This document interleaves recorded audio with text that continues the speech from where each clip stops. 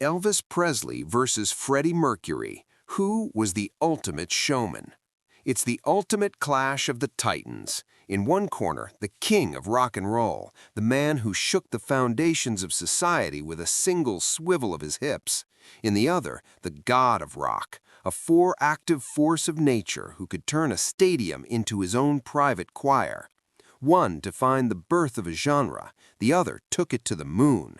But beyond the gold suits and the white tanks, there is a deeper question. Who actually changed the DNA of performance? Today, we are putting the two greatest frontmen in history head-to-head, Elvis Presley versus Freddie Mercury. Who was the true architect of the stage? The battle starts with Elvis, the man who provided the big bang for everything that followed. Before Elvis, music was something you listened to. After Elvis, music was something you felt with your whole body. He broke the rules of the 1950s, bridging the gap between black blues and white country, and in doing so, he became the first global teenage idol. Elvis didn't just sing, he was a physical eruption. He taught the world that a performer could be dangerous, sexual, and untouchable all at once. If you see a singer today who commands the room just by standing there, you're seeing the shadow of the king. He changed music by making it a revolution of the youth.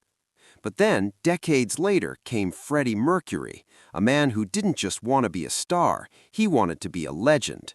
If Elvis was the spark, Freddie was the entire fireworks display. Freddie brought theatricality, opera, and camp to the gritty world of rock. He was a master of the total stadium experience.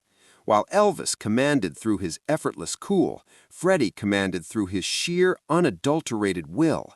He was a multi-instrumentalist, a songwriter of impossible complexity, and a vocalist who could reach notes that shouldn't be humanly possible.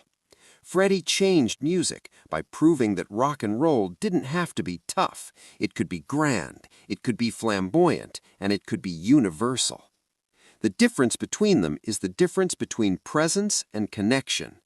Elvis had an aura that made the world stop and stare. He was the icon on the pedestal.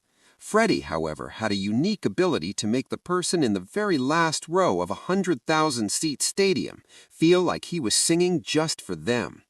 Elvis gave us the blueprint for the rock star, but Freddie gave us the blueprint for the live event. Elvis changed the culture, but Freddie changed the craft. Elvis made it possible for rock to exist, while Freddie pushed the boundaries of what rock was allowed to be. So who wins this legendary standoff? It's a choice between the source and the evolution. If you value the raw, primal energy that started it all, Elvis Presley is your king. He's the reason the stage exists in the first place. But if you value musical genius and the ability to turn a concert into a religious experience, Freddie Mercury holds the crown. One taught us how to be cool, the other taught us how to be free. They are the two pillars of the stage, and without either of them, the world would be a much quieter, duller place. The truth is, we don't have to choose, but we love to compare. Elvis gave us the heartbeat of rock, and Freddie gave it its soul. One was a phenomenon of nature, the other was a masterpiece of art. Now I want to hear from you. If you had a time machine and could only see one of them live at their peak, whose concert are you going to?